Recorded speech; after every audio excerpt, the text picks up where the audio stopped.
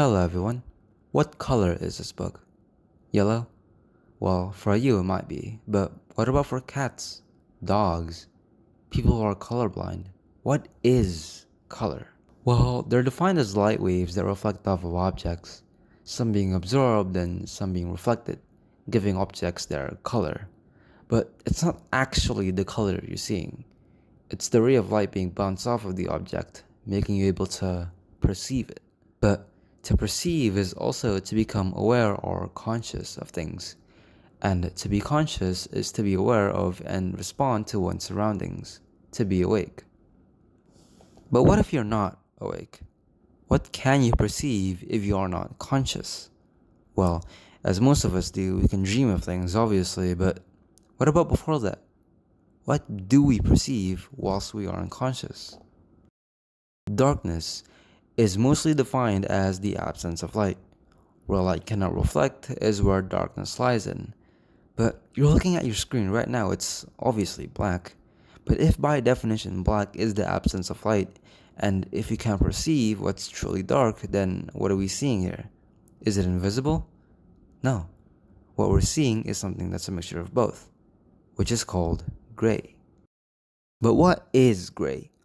I said earlier it's a mixture of black and white, so it has to be somewhere in the middle of the two, right? Well, not precisely. You see, gray isn't just one solid color. If it were, then these two colors here would be the same gray, which they obviously aren't.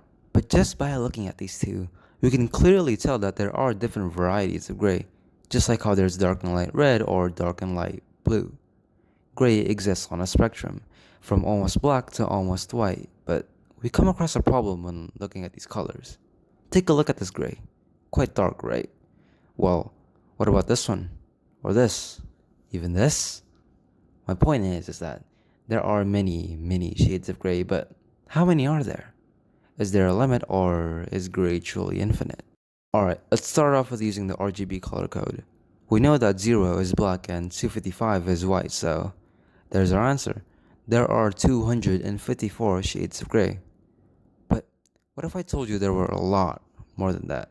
Well, okay, if we specifically use the RGB color code, then there would only be 254 shades of gray. But don't let our definition change how much you perceive.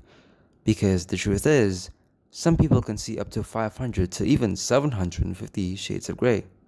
And technically, gray doesn't only apply in between black and white.